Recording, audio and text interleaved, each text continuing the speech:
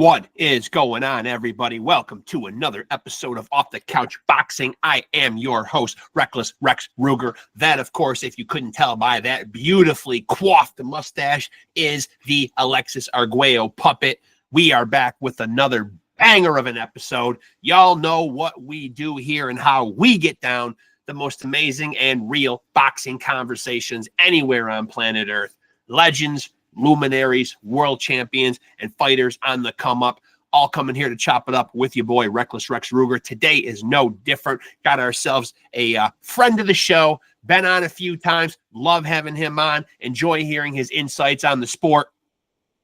Stephen Breadman Edwards. Before Breadman gets in here, let me go into my obligatory promotional. Well, no, let me digress. First of all, I want to say at the time of this recording, it is Wednesday, August 6th. I want to congratulate my boy, Anthony Pretty Boy Bizarro, picking up his 12th professional victory this past Saturday, August 2nd. Myself, your boy, Reckless Rexx Ruger, and my co-host, Frankie the Flamethrower Benjis, who you haven't seen on here in a minute, but he's still behind the scenes, still immersed in the boxing. We'll still pop in here from time to time. We were invited by Ernie Bizarro and Bizarro Promotions to head down to Erie, Pennsylvania and commentate. Yes, commentate. And you can catch me and Benji's doing our thing at Bayfront Brawl 17. If you want to check it out, it is on Combat Sports Now.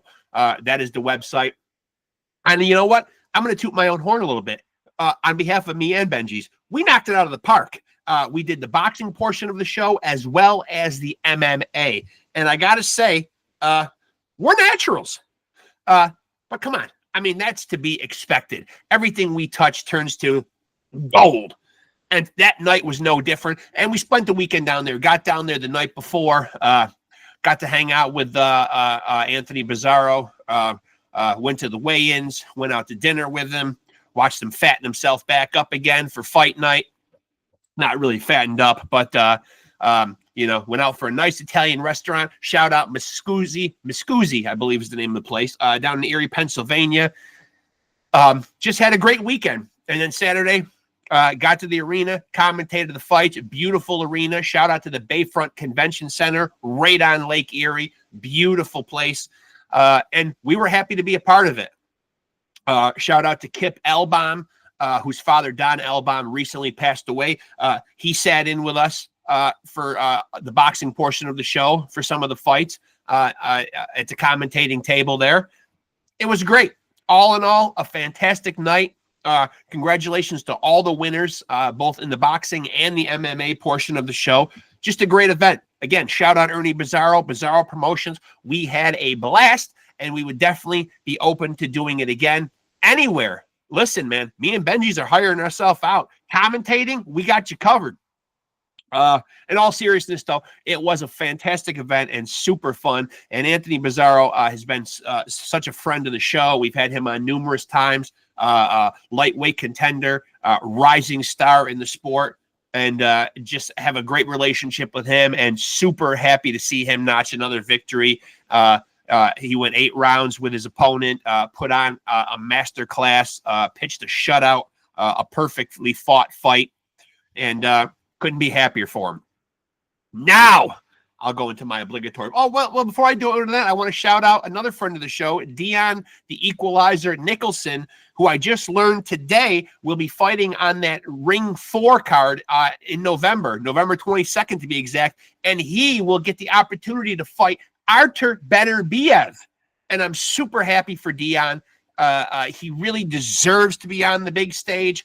I'm glad to see him getting the big fight, and I couldn't be happier for him. Another guy that's been great to this podcast, has come on multiple times, and listen, sincerely thrilled for him. And now the world will see him on the big stage, and he deserves to be there. And he's going to show you November 22nd why he belongs there. That much I have the utmost confidence in. Now I'll go into shameless promotion mode. Make sure to like and follow Off the Couch Boxing on Facebook. That's first and foremost. You'll get episodes on new episodes when they are dropping, who will be on those episodes, and any other big pertinent boxing news. If it is popping off in the fight game, your boy Reckless Rexx is keeping you in the loop. So tap in with us on Facebook. And of course, if you're watching this episode right now, make sure to like, make sure to subscribe, make sure to smash that notification bell to stay tapped in. This is where you really need to be, right here. This is where it all goes down. And before my guest gets in here, let me also express my sincere gratitude to the viewers, the subscribers, and of course, the guests. Without whom I would not be able to do this podcast. We are growing, folks. We are growing, albeit sometimes a slow trickle, not the big, massive leap, but we are growing. I'm always on there checking the analytics, checking the comments. I'm super receptive to people reaching out. If there's something on the show that you like, that you don't like, somebody that you'd like to see me get, reach out. I will answer you personally. I'm just in awe of how much this podcast has grown. We started from literally nothing. It's completely organic. None of the subscribers, none of the views, nothing has been bought. Nothing has been, no, I haven't reached out to anybody and begged them to come and watch this. Everybody has found it organically on their own, and that means a lot. I'm always keeping on top of the numbers, and I'm happy to say we are always trending upward. So for you guys out there that have supported both podcasts, Off the Couch Boxing and Pod Scum, we share one Facebook page, we share one YouTube channel. So if you're into the music, the arts, and the entertainment, we got you covered on Pod Scum. And for all your pugilistic needs, we got you covered here on Off the Couch Boxing. So continue to stay tapped in, continue to roll with us. You know what we are, you know what we do. You know why we are the undisputed, undefeated heavyweight champion of boxing podcast, and I will defend that title by telling you to go check out the playlist. We're north of 260 episodes, and like I always say, there is literally something there for everybody. That's a lot. That was a mouthful to get out. And I got no help from the Alexis Arguello puppet, who sat there and said nothing, or his usual. But so again, I'm super excited, and we got some big events coming up. So we will have plenty to talk about. Obviously, in September, we've got Canelo versus Crawford. That is right around the corner, folks. 6 weeks away. So that's and there are obviously fights in between, but that's our next big monumental event. And then, of course, as I mentioned, that Ring 4 card is going to be amazing. That's November 22nd, and it is absolutely stacked. Headlined by David Benavidez and Anthony Yard. We got Brian Norman Jr., my guy Brian Norman Jr. against Devin Haney. We got Abdullah Mason versus Sam Noakes. We got Bam Rodriguez versus Puma Martinez. We've got Subriel Matias versus Dalton Smith. And now recently just added, as I said, we've got my man Dion the Equalizer Nicholson against Artur Beterbiev. Again, Turkey Allah Sheikh, he's doing it to us again. He's hooking us the fuck up with another great card. And that will be the first card where we will go non-pay-per-view. As you know, Turkey Allah Sheikh just rolled out his new plan, and that is to take pay-per-view off the table. It is no more. That model does not work. He has stated that he is on the side of the fans. And that is great news for us people that don't want to shell out all that cheddar, who are currently shelling out our cheddar for our subscription to DAZN, which you do still have to watch these fights. You got to pay somewhere. So if you're not tapped in with DAZN, it really has become the home for boxing. I was skeptical at first, too. I didn't want to pull the trigger on a subscription, but it does seem like the platform that you must have. You got to be on DAZN. You just got to be. And my guest is here right now, so we're going to get down to it and chop it up with him. I'm excited. You're excited. We're excited. Let's go. And do we got him? Breadman, what's up? Hey, how you doing? Good, man. I'm glad to have you on here, man. I was starting to run out of boxing stuff to talk about, man. I was just rambling for time, and now you're here, man. So thank God I can finally stop hearing myself talk. So what's going on? First of all, man, catch people up to speed a little bit on what's gone on for you so far in 2025. Fights you've been involved in, with the type of year you've had as a trainer. Kind of same old, same old. I got some young developing prospects at home. Iran Peterson, he's 11-0 with 10 knockouts. He fights Saturday night here in Philadelphia. Okay. Have another guy, Alonzo Neal. He's 3-0. And then obviously I have some veterans, Karan Davis, Julian Williams, and Caleb Plant. Those guys, they've had some tough fights this year, but it's part of the way the game goes. And It is. So out of the big names, specifically Kyron Davis and Caleb Plant did not fare well in their fights this year. In no particular order, what do you think happened in those particular fights? Well, I think Karan just ran into a really good fighter, Okay. and unfortunately, you know, he was out a year after his big win over Elijah Garcia, Yep. and we couldn't get a fight versus the IBF mandatory guy. They wanted us to take $100,000 to go over to Italy. I just thought that was just ridiculous. Yeah. So, after so much time went on, we had to take a fight, and the best PBC middleweight around was Hernandez, and what happened. But I have no excuses for that fight. We did our best. I wish that we could have been able to capitalize on his momentum from the Garcia fight, but that's the business of boxing. And it went how it went, and we have to live with the decision. With Caleb, it just was sort of an indifferent type of camp, and it led into the fight. And Caleb wasn't at his quite sharpest, and the other guy game rose up, and then they met on that night. And that's what happens when no matter what the odds are, you got to be very, very. You still got to lock in and do what you need to do.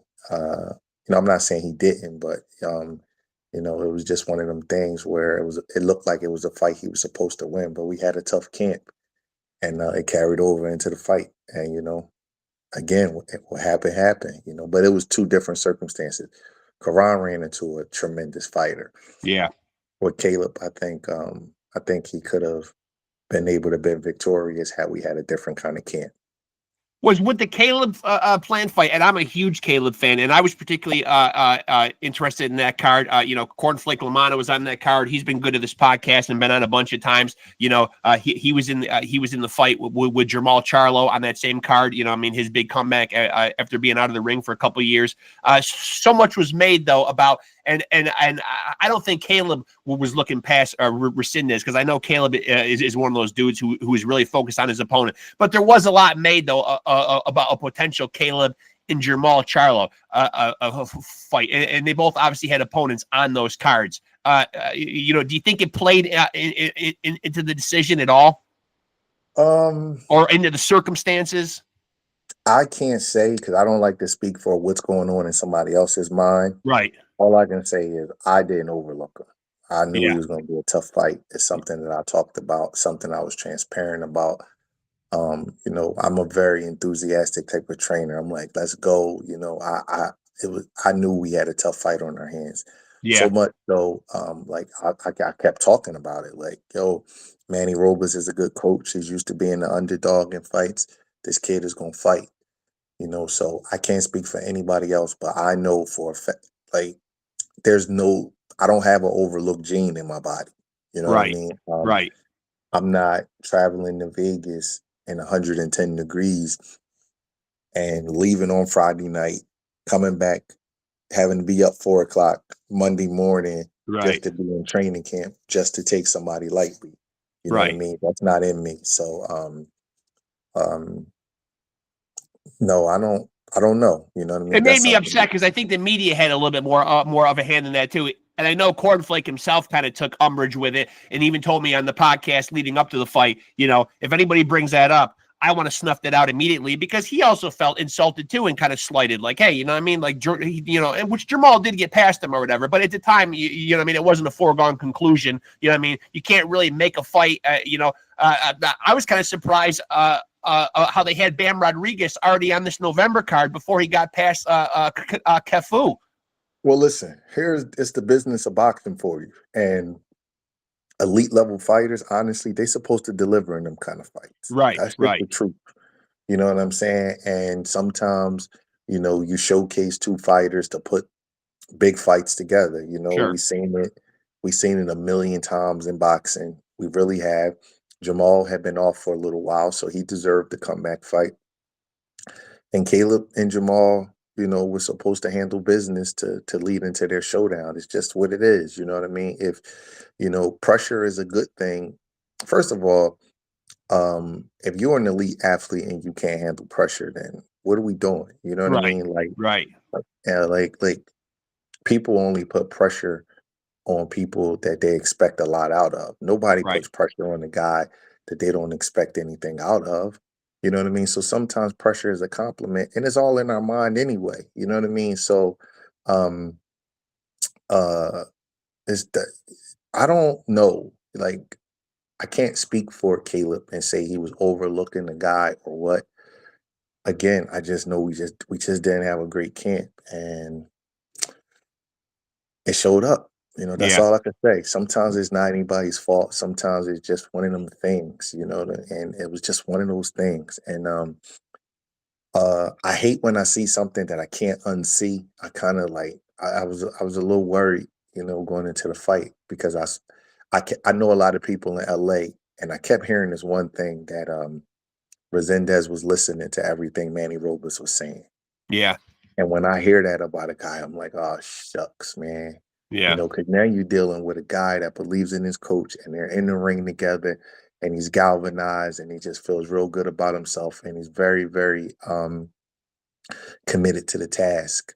And that was a big shot for Resendez. So it was something that I thought about, and it was something I just kept. It worried me, but I thought Caleb would be okay because he's more talented fighter. He's faster. He's bigger. You know what I mean? He Yep. had a lot of advantages, and it just didn't go that way. I'm a big guy on camp. I'm a big guy on, how you perform in the gym is how you will perform in the fight. It doesn't mean that it's always like that, but Right. for the most part, it is like that. And unfortunately, we didn't get the win. I want to know, as a coach, as a trainer, if you take, if you take opposition with when a guy like Turkey Al Sheikh, makes a comment, obviously his famous comment about the Tom and Jerry fights. Obviously guys have a style that they're going to fight in. If using their legs is part of what they've always done, moving around the ring, granted, guys have taken criticism. It's not fan friendly. Some guys are labeled as boring if they're too technical or whatever, but it's how they fight. When he makes a statement like that, you as a coach, as a trainer, does it rub you the wrong way? I've had some fighters on here, and it has rubbed them the wrong way. Oh, it doesn't rub me the wrong way because I understand business of boxing, and he's Right. paying for the fights, and he can Yep. say whatever he wants. You know what I mean? And just like he can say whatever he wants, the fighter is in the ring putting his health at risk, and he can fight the way he wants. Right. And Right. both people have their free will and their choice. I tell my fighters, your number one priority is to win. Your second priority is to be impressive and entertain, but it shouldn't trump winning. Right. And everybody can approach it the way they want to approach it. Turkey Al Sheiks is paying for the fights, and he can feel how he feels. Um, it's one of those things. If you got a fighter that uses his legs in box, you may say, "Hey, I don't like those comments." If you got a fighter that's walking guys down and trying to knock people out, you may like those comments. So Right. I try to be fair and objective. It would only offend me if I had the boxer in the fight. If I got the Right. guy that's coming to get it in the fight, then it's not going to offend me. So I don't let stuff like that even. I don't even think about it, to be honest with you. That's Okay. something that, I've never met Turki Al-Sheikh and I've never had a fighter on his card. And, I would tell my fighter to fight accordingly. And, if he can't, then I guess we wouldn't be on the card anymore. And if he can, then I guess we will be. It Right. would just depend on the fighter and depend on the opponent. That's how I view that. But it's way too much room between the the person and the goal for me to even think about that because I don't have anybody that's fighting on Turki Al-Sheikh's card. Right.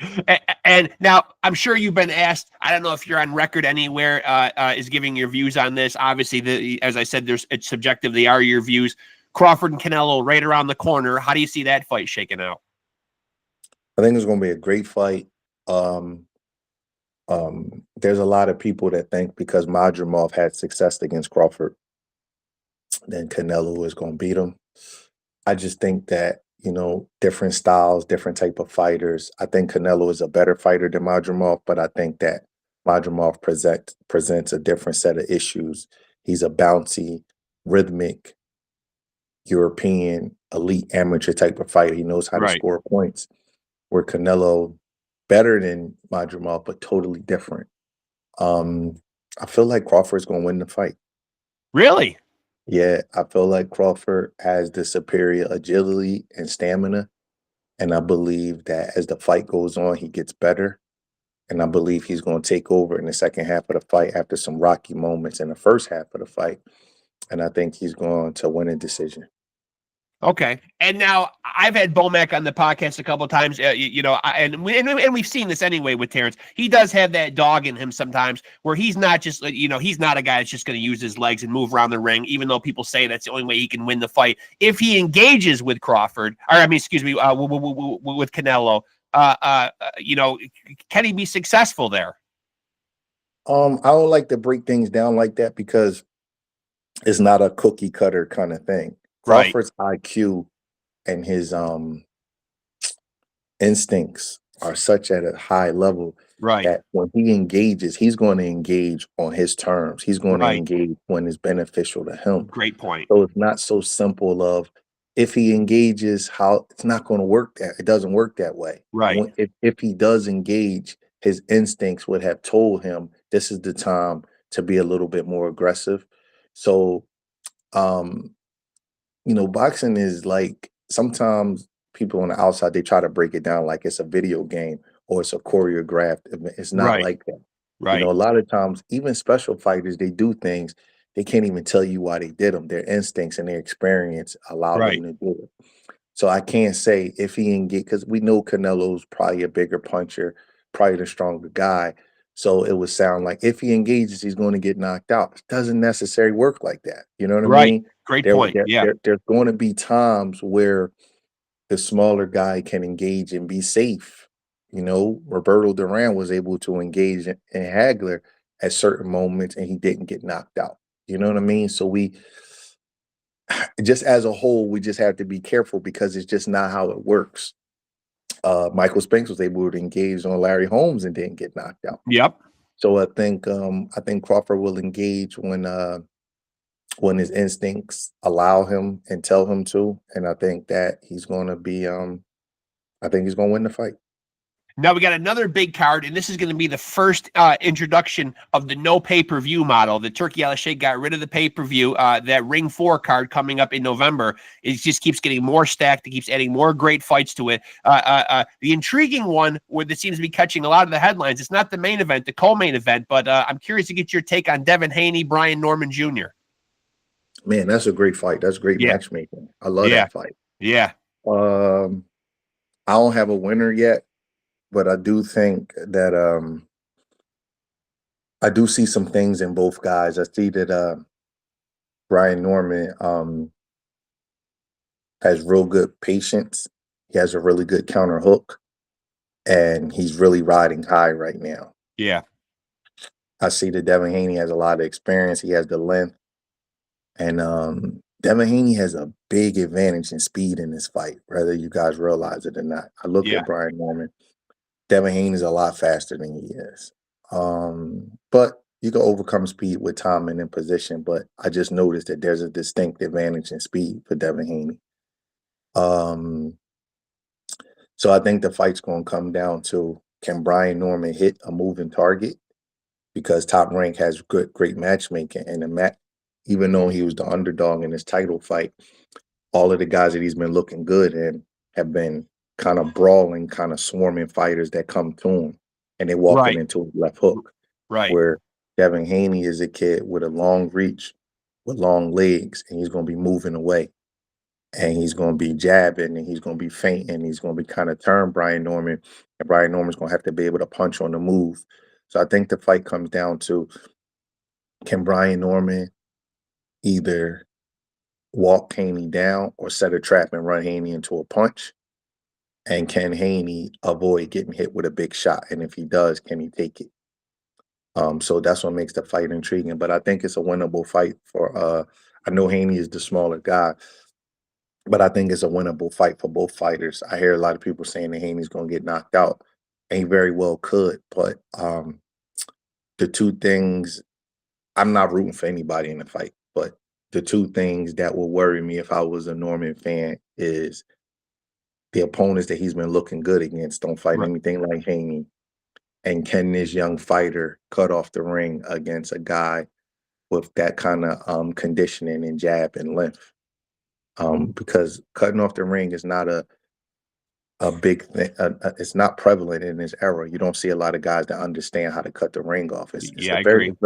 It's very difficult. So I have to see if he can, Brian Norman can do that. And obviously, you got to see if Devin can take his punches. Devin's Right. been hurt before with left hooks, and he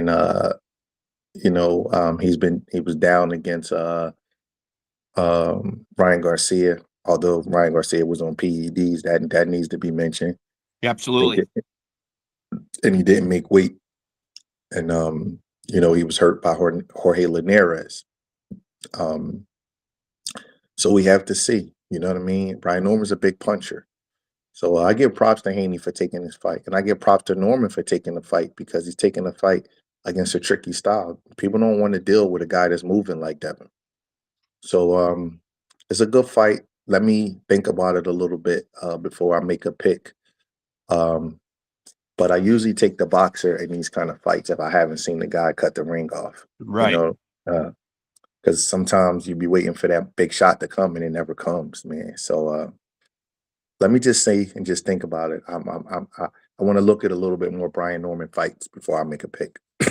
As a coach, do you buy into the theory? I've had people on here before when Devin Haney, when the topic of Devin Haney has come up, and you raise a good point, a couple of good points. The Ryan Garcia being down multiple times, pointing out that Ryan Garcia was certainly, cheating, for lack of a better word. But do you think when Devin Haney has a fight like that, that he can be a victim of what people have referred to as PTSD? You know what I mean? Like, because he had a traumatic experience in that fight and was not used to being, handled like that. Regardless of Ryan Garcia cheating or not, he came back in the Jose Ramirez fight and people were critical. Didn't seem like he wanted to engage. Seemed like he was very hesitant. Do you put any stock in that theory as a trainer yourself, that someone could have a traumatic experience in the ring and be a little gun shy?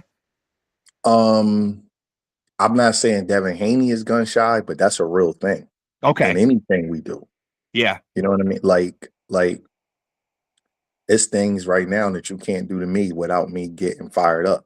Right. Like there's certain things you can't say to me or come near me in a certain kind of way, or certain body parts that I've had injuries in, or I had things done to me. Like Right. that's a real thing. Like, Right. you know what I mean? Like I've seen people lose their life over stuff like that. Right. So that's a real thing. You know what I mean? And a fighter, fighters handle being stopped different kind of ways. I've seen it work both ways.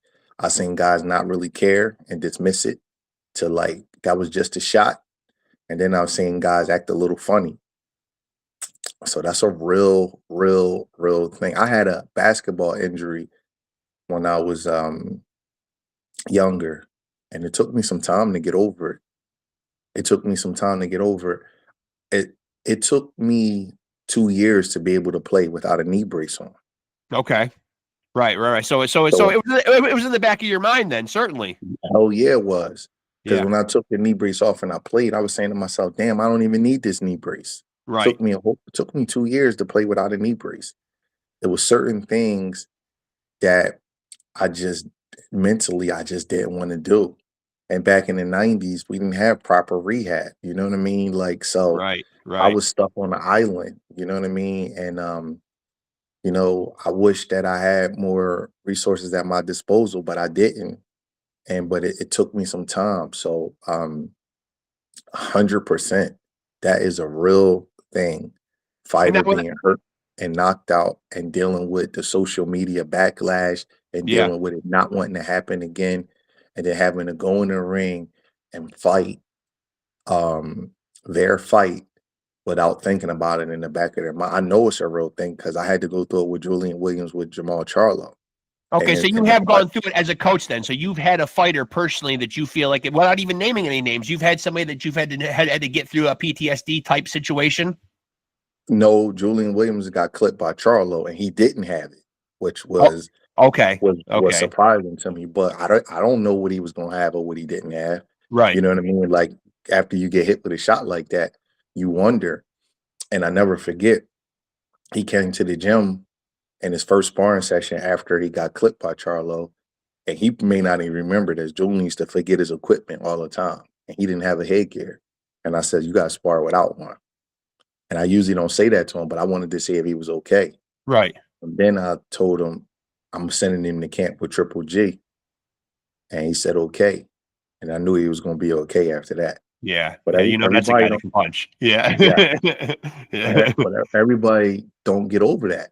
You know what I mean? They don't. Sometimes guys, everybody is wired a little bit differently. You see guys get PTSD from shots. They don't even knock them out. I've seen guys get hurt and get funny. Yeah. You know what I Yeah. mean? Look at Hector Camacho. He didn't even get knocked out by Edwin Rosario, but his whole career changed Yep. after he took some big shots. Yep. Whole So style change. Yeah. everybody is different. We got to see with Devin. He only had one fight. That's the one thing I don't like about this era. The body, your body of work is so small.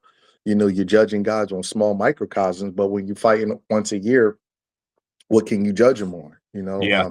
That's why I respect a fighter like Tommy Hearns so much because he get knocked out. He shows zero signs of PTSD. He Right. come right back in there. Right. It Right. didn't mean nothing to him. Yeah. Like, Yeah.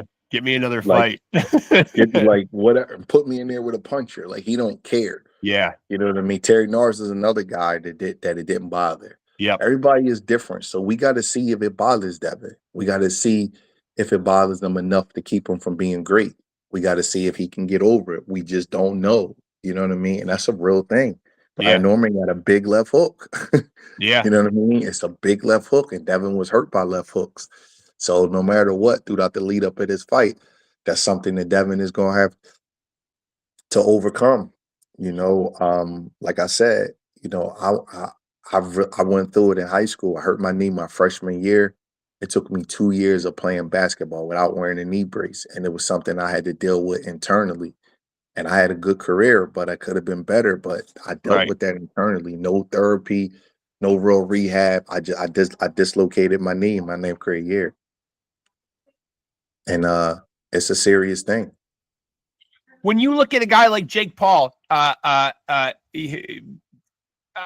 you able to, as a coach, I know he's living like a fighter, training like a fighter, certainly wants to create the public image that he's a fighter, and I respect anybody that steps through those roads. But you, as a coach, I mean, are you able to give him his flowers and say, hey, man, Jake Paul's really a boxer now? Or has he not done enough to earn that yet? He's definitely a boxer. He's Yeah. in there taking the punches. He's going through camps. What level of boxer he is, that's gonna have to be determined. But he's definitely a boxer, and he's definitely somebody you need to take serious. And he's definitely making his mark in the sport. I have no issue with Jake Paul. He's a fighter. He's training, and he's in a good position. You know, I don't want to nitpick. I mean, I don't like some of the stuff he said about Mike Tyson because I think you got to treat a Yeah. legend Yeah. a little bit. Yeah. They kind of was like there was a little bit of gloat in there with Tyson. Tyson's a 60-year-old man, Right. so I'm not big on that. But other than that, Jake Paul, he's a solid like up and coming prospect. That's what he is. Do you think he's And world champion material? Do you think we ever see a championship belt on him? I'm going to tell you something. People are not going to like this, but I take all emotions out of it. When you're the promoter and you get to set the prices and make the events, Jake Paul has an advantage on the business side of boxing. Right.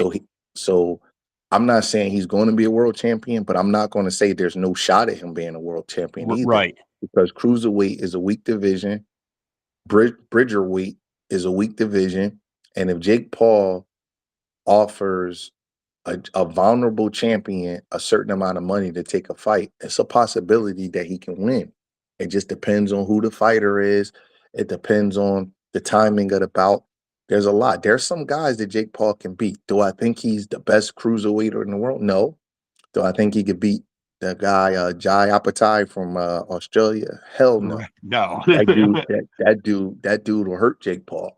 Yeah. But there are guys that he can beat on the right night. And boxing is about timing.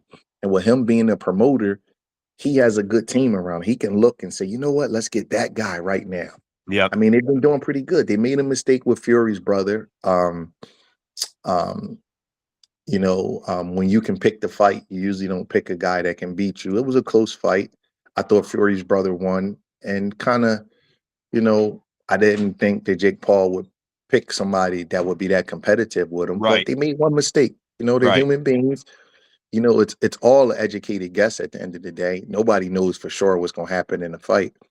And but they're doing a good job. And I like people were saying Chavez. I'm like, he's going to kick Chavez's ass. Chavez has been shot for freaking 10 years, bro. Yeah. He's going to beat his ass. And he did. And I think he's going to continue to pick the right guy at the right time. He has good trainers. He has a lot of guys from Detroit with him. He has good trainers.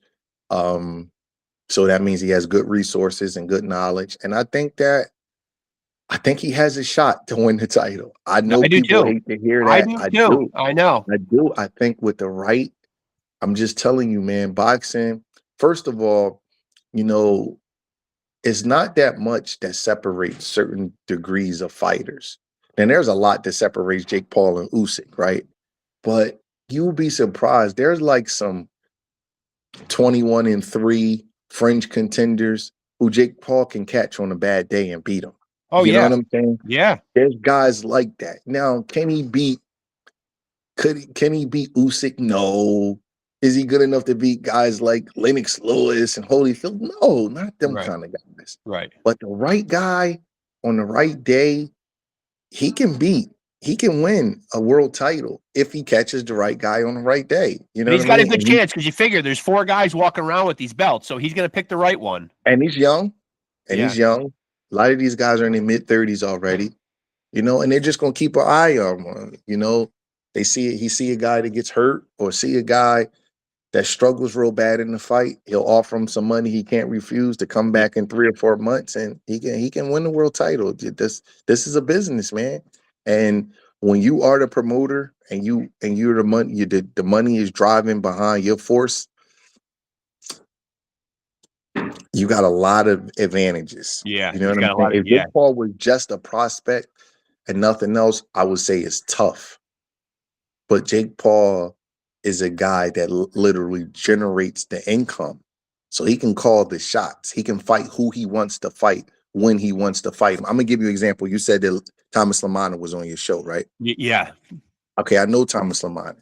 If Thomas Lamana was in Jake Paul's situation, Thomas Lamana would never have to fight Charlo. Right.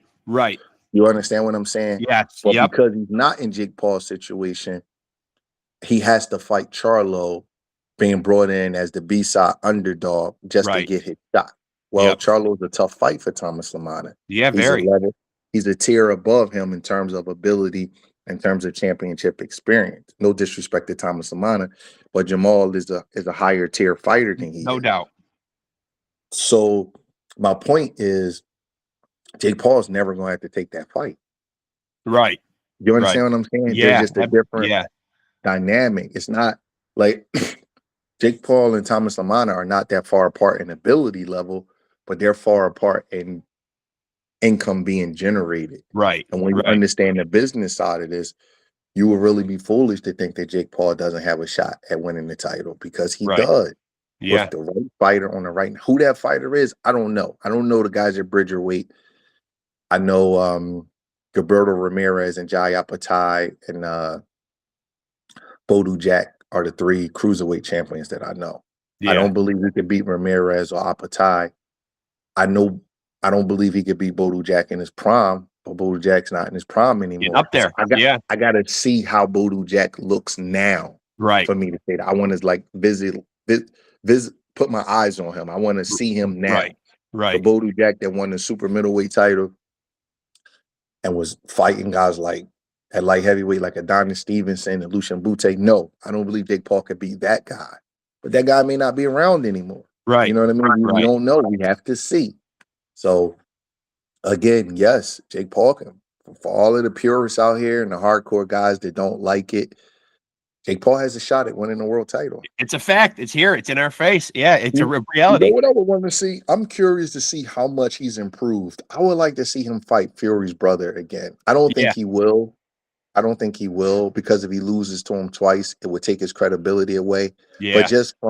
just as a boxing person, I'm curious to see exactly how much he improved, because I was afraid. I didn't believe that Mike Tyson did better than I thought he would do. Yeah. You know what I mean? But I get what He you're took saying, though. It's kind of tough unless you see him run it back with somebody and then see where Yes, if the bar's somebody been that raised. beat him and gave him a competitive fight. I would Yeah. be like, okay, like if he goes in there and knock Fury's brother out now, what's his name? Tommy? Yeah. If he goes in there and knock Tommy Fury out, I'll be like, oh, Yeah. wow. Yeah. So I would like to see that. But I doubt if that would happen, because if he loses again, his credibility will go down. And I Yeah. understand it's a box. I don't get mad at the business side of this game. I just understand it, and I just kind of, accept it for what it is. But Now, Jake Paul's in a good spot. And he's in a now, great division to win the title. now is there anybody at heavyweight who can beat Usyk? Or is there nobody in this current heavyweight division, who, in your opinion, of course? Anybody could lose, man. Anybody could lose. Anybody could lose. Roy Jones lost. Yeah. Bro, you're not going to see a better fighter on his best day than Roy Jones. Never. Yeah, I agree. Anybody can lose. Would I pick anybody to beat Usyk right now? No, Yeah. I wouldn't. But can people beat him? The guy, Ajit Kabayel, he deserves a shot. Yep. I would like to see Jai Apatai fight him. I think that would be a competitive fight. Call me crazy, but I would like to see guys like Benavidez fight him. Maybe Beterbiev, maybe Bivol. I think the smaller guys with a little bit more agility may have a bigger shot at him than the big Yeah. lumbering guy.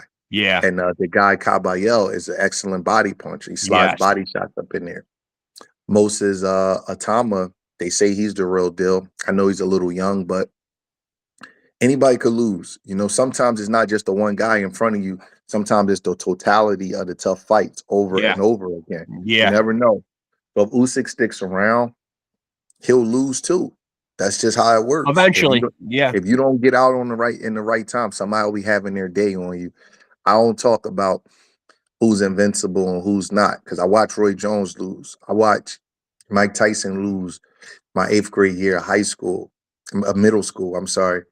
And I could remember being on the phone with my friends, like, can you believe this? We were all on the 3-way, all calling each other when Yeah. Buster Douglas beat him. Yeah. Because Mike Tyson was the most intimidating, destructive fighter anybody had ever seen before. And to this day, still the biggest upset ever on paper.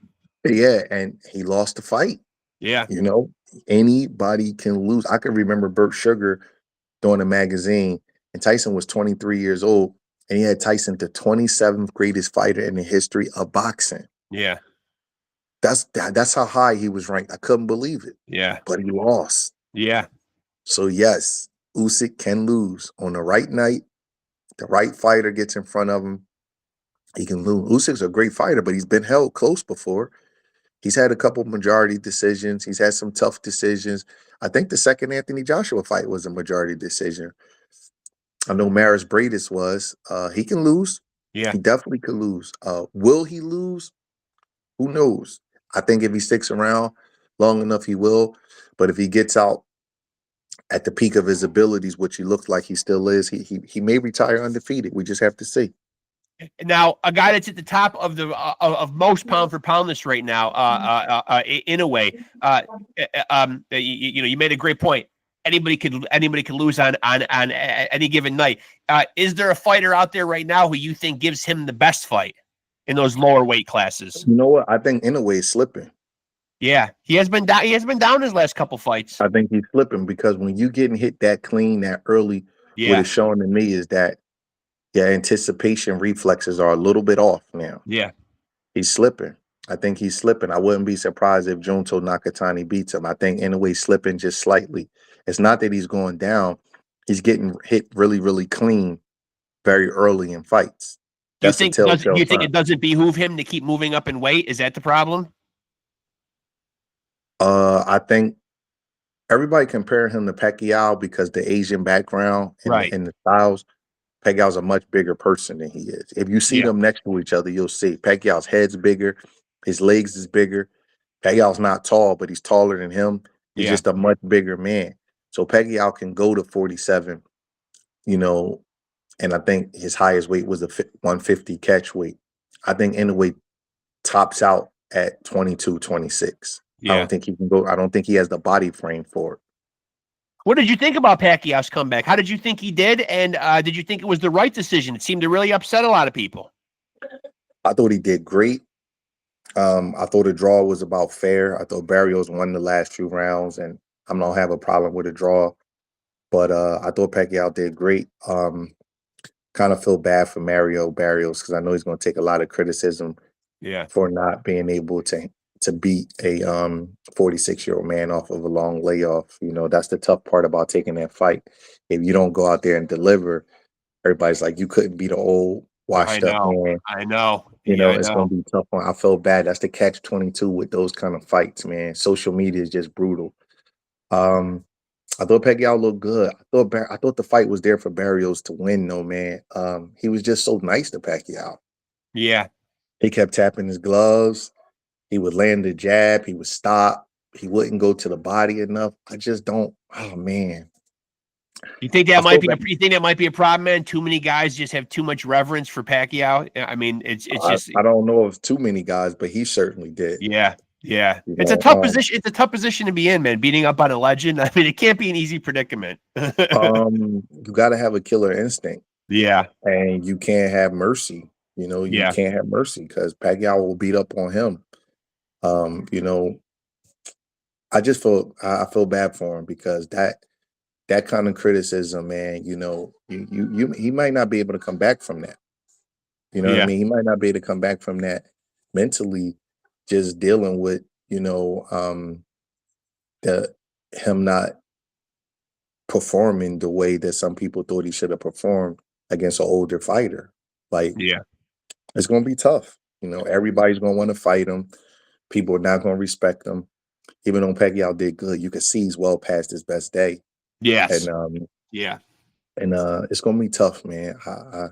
I got a lot of empathy for Mario, man. He's a nice kid, and he's going he won't have any problems getting a fight.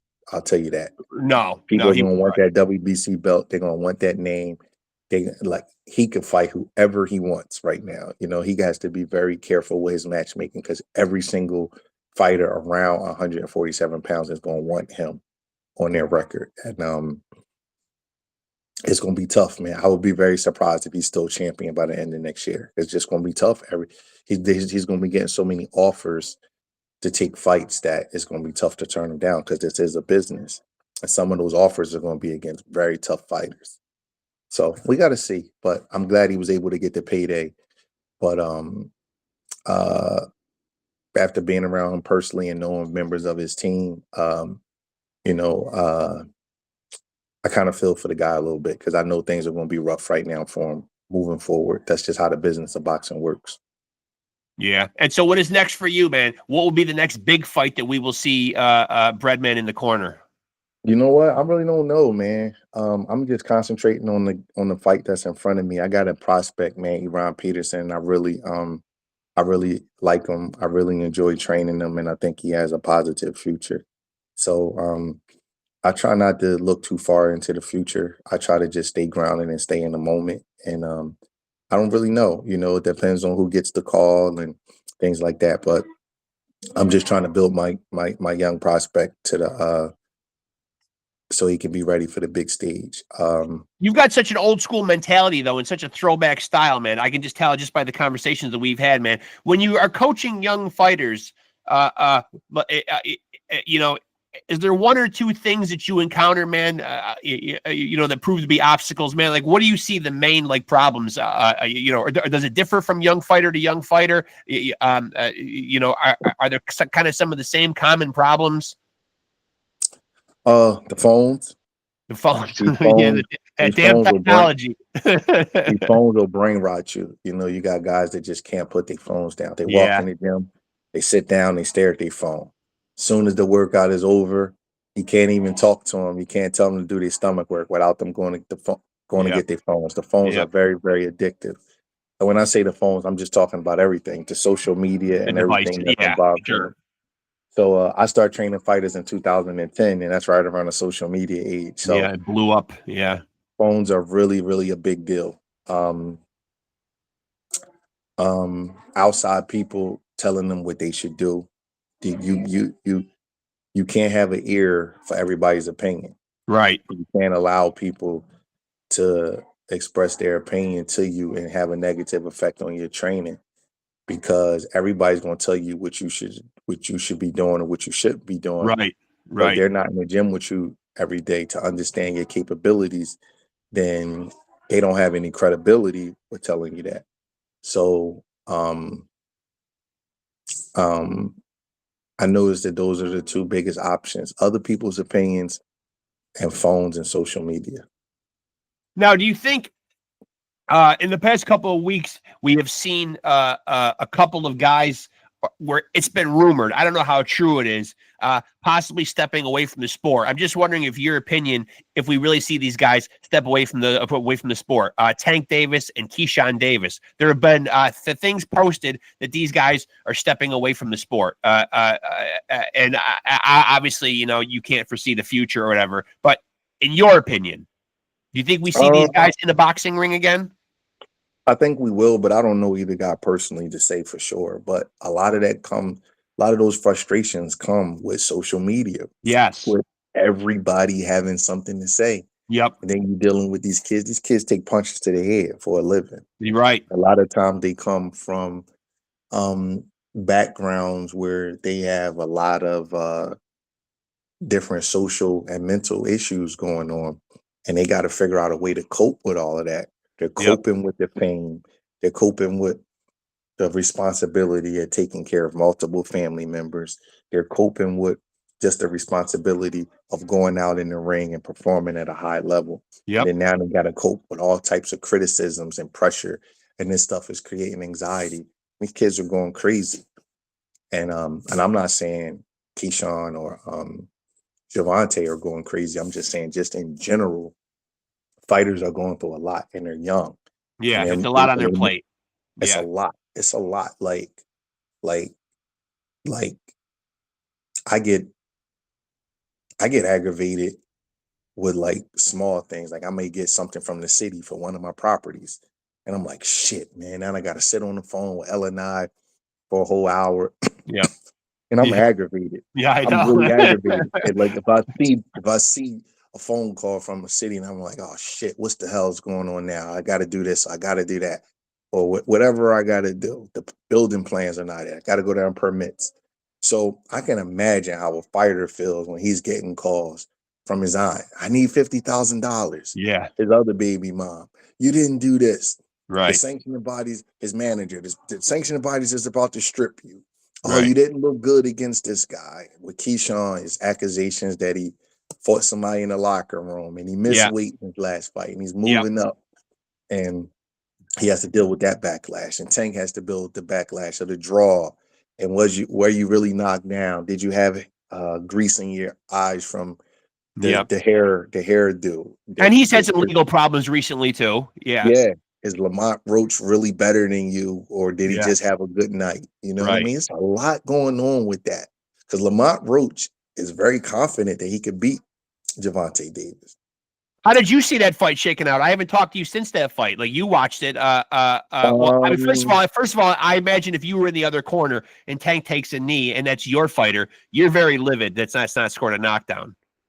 Yeah, I would have went crazy. Yeah, Probably would have yeah, went crazy. yeah, And I yeah. think Steve Willis is a good referee, but Yeah, I he think got that one wrong. I Yeah, think he made a mistake. Yeah, I yeah, think he made a mistake. Everybody makes a mistake. He's still a great referee, right, but I think he made a mistake. It didn't help him any that he says in front of the microphones that looks like a knockdown when you take a knee. He said right, that to Tank. right. And he started counting. He did start counting as well. Yeah, so it's unfortunate. But I don't like to say if the knockdown was scored, then Lamont wins the fight. Here's why. Because if Tank knows that that's a 10-8 round, he fights differently. Right. Good or bad. I'm not saying that he definitely turns it up and beats Lamont, and I'm not saying that Lamont definitely wins. I'm saying that we always have to factor things in with context. Just because it was a draw and a knockdown was missed, it doesn't mean that Lamont would have automatically won if the knockdown would have been scored, because Tank may have fought differently for the rest of the fight. Great point. Yeah. But I will say that I think the knockdown was missed. And I will say that I think that only happens in favor of the A-side fighter. I'm glad you said that. I've had other people come on here and say that too, that if that was Lamont taking the knee, that because if Lamont would have took the knee, it would have been knockdown. Yeah. So I will say that in full transparency and being objective on both sides, Lamont wouldn't have been able to take a timeout in the fight and get his face wiped. And you feel like a draw? You feel like a draw was the right decision? Many people thought Lamont won even without the knockdown.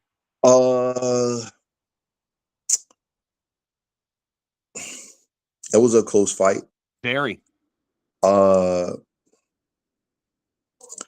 gonna say it was a close fight. I'm not mad at the draw, but Lamont had bigger moments than Tank had. I'll say that. Yeah.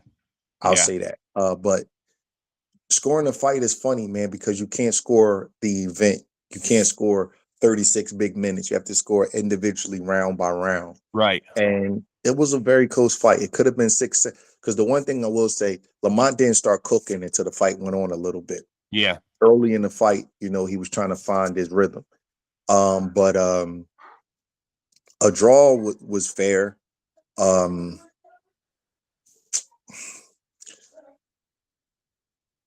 draw was about fair. I'll say that. You know what I mean? I do see more of a case for Lamont winning than Tank winning, but I'm not mad at a draw. Yeah. It was a couple close swing rounds, man, and you gotta just be able to live with it. If a round is razor close and one guy gets it and the other guy get it, you can't. It's not a basketball game where there is an objective outcome of you scoring more points than I'm scoring. Boxing is subjective. You know what I mean? So It's a little bit different. I could see a draw. Like I could see Pacquiao and Barrios. People say it was a robbery. I'm like, Barrios may have won the 10th, 11th, and 12th. And if he did, it's really not a robbery, even though Pacquiao did good. And I say with Lamont did good. Did better than people thought he was going to do.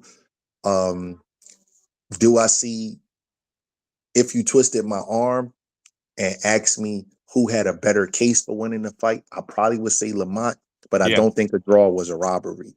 There was some really close rounds, and Tank had some moments. You know what I mean? So, got to live with the decision. Do you think we see the two of them rematch, or does that fight not happen? Doesn't look like it's happening right now. I think that's unfortunate for Lamont and unfortunate for Tank. Yeah. Because Lamont probably missed a big payday, and he probably spent a bunch of money in camp that he's not going to be able to get back. Right. And Tank's legacy is going to take a hit if he doesn't avenge his first close controversial fight. I agree. When you're the level that he's been promoted to be on, it's okay to have a tough fight, but you gotta, Floyd Mayweather had those kind of nights versus Maidana and Castillo. Yep. And he ran them back. Yep. You know what I mean? Sugar Ray Leonard had a tough night against Roberto Duran. He ran it back.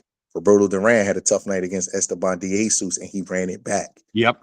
Great Roy Jones had a tough night against Antonio Tarver, and he ran it back. Sometimes it may not work out for you, but the guys on that level, they usually run it back. And if Tank doesn't run it back, to critics, I'm a big Tank fan. I think he's special, by the way. You know, and I really like his trainers, Kenny and Calvin, they're great guys. But, you know, Tank's biggest criticism is he's never unified. He doesn't take fights as the underdog. He won't fight certain people. And then now he gets this fight, a close fight, and he don't run it back. Those people that is chirping about him being taken care of by the matchmaking, they're going to really, really criticize him. Not a good look. Yeah. So I was hoping that, first of all, it was a tremendous technical fight. I love fights like that where it's not a lot of clinching. Guys are in the in the pocket, and they just like, you know, they going move for move, punch for punch. Because Lamont wasn't running from him. No. He was right in front of him. Yeah, absolutely. And so I wanted to see it again, and I think that it's probably going to take a little bit of hit on his legacy if he doesn't right that wrong.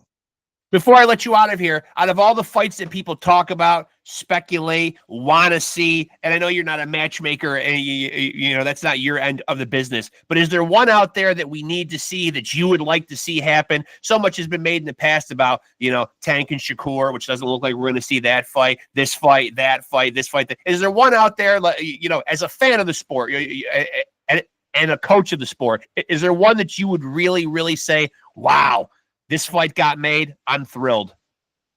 Yeah, there's a few. Boots and Virgil Ortiz. Yep. And that we probably do have a chance of seeing. Junto Nakatani and Inoue. Yep. Let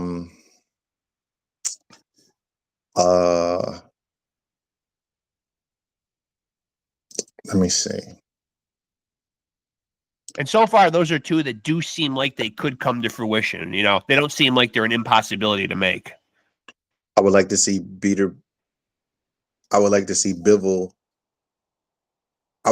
Benavidez fight either Bivol or Beterbiev. Yeah, yeah. And again, I would like to see Usyk fight Jai Apatow. Yeah. I mean, all four of those seem like they're pretty doable, though. You know, I mean, we are going to see David Benavidez and that card in November fight Anthony Yard. I know not the fight maybe people want to see, but a decent fight, a fight that he should win. It is. I mean, but Yard's an experienced guy. Yeah. It'll be a good barometer. Benavidez has looked pretty good at 175, but he hasn't scored a knockout yet at 175. Yeah. So we kind of want to see where he was, and Morrell hurt him. Yeah, and the knockdown, I thought it was a little bit bullcrap, but he got knocked down in his last fight. So we got to see how he's holding up with the weight. And Yard's a solid guy, so we just got to see. You know. Now, one more question before I let you out of here. In that November card, we are going to see a guy that I'm very high on, very young though, 21 years old. Abdullah Mason will get his first shot at a title against Sam Noakes. How do you think he'll do? Is he too young for that stage, or is he ready and right where he should be? I like Abdullah Mason, but I haven't seen the opponent, so I don't like to comment on fights where I haven't seen the opponent. Fair enough. Yeah.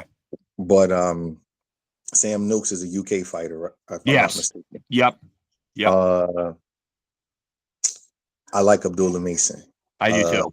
Yeah. A lot of times in those kind of fights, man, for whatever reason, the UK fighter always gets lit up. I know people are not going to like me saying that, but it's just true. Those kind of, I don't know what it is about it, but in those situations where it's a UK fighter versus an American fighter, in that situation, I could say the American fighter probably wins 90% of the time. So yeah.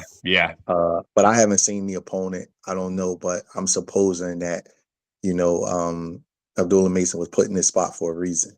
Right. And, he should be okay. Yeah. Listen, man, I always appreciate you coming on here. I love catching up with you. I love your insights on the sport, man. Certainly best of luck going forward with whatever's going on for the rest of 2025 for you with your young prospects, with any big fights coming up, man. Always love chopping it up, man. You know, we'll stay in touch and we'll do it again, man. All right. Later. Always appreciate you, my friend. Thank you, man. Good talking to you. All right. Later. All right. There he goes, folks. Renowned trainer Stephen Breadman Edwards. As I said before he got out of here, always love getting his insights, always love chopping it up and hearing his take on all things boxing and what's going on in the sport, both with his own fighters and just as you heard me chopping it up with him about things going on in the sport, topical stuff, his opinions on other fights. He's got a lot of weight in the sport, man. He's a knowledgeable guy, an elite level trainer, one of the most sought after trainers in the game. So when he speaks, I listen, and I love to hear what he's got to say about this great sport of boxing. So again, friend of the show, Stephen Breadman Edwards. Always appreciate him coming on here. It is always an honor when he makes time to come on here and talk with us. So hope you guys dug that episode. Again, I'll pimp the podcast one more time because I'm shameless. Make sure to like and follow Off the Couch Boxing on Facebook. And of course, if you're watching right now, make sure to like, make sure to subscribe, make sure to smash that notification bell. This is where you need to be, as I said earlier, for the most amazing and real boxing conversations anywhere on planet Earth. This is how we do it right here. Amazing and real conversations with legends, luminaries, world champs, and fighters on the come up. Coming here to chop it up with your boy, the one and only Reckless Rexx Ruger. That's why we are the undisputed, undefeated heavyweight champion of boxing podcasts. Go check the playlist. As I said, something for everybody. And the good news is you too can be a champion just by watching this podcast. That's right. You can be a champion just like we are the champion of boxing podcast. And as I said, the recipe is very simple. Just continue to stay tapped in with Off the Couch Boxing and continue to roll with the champs. Peace.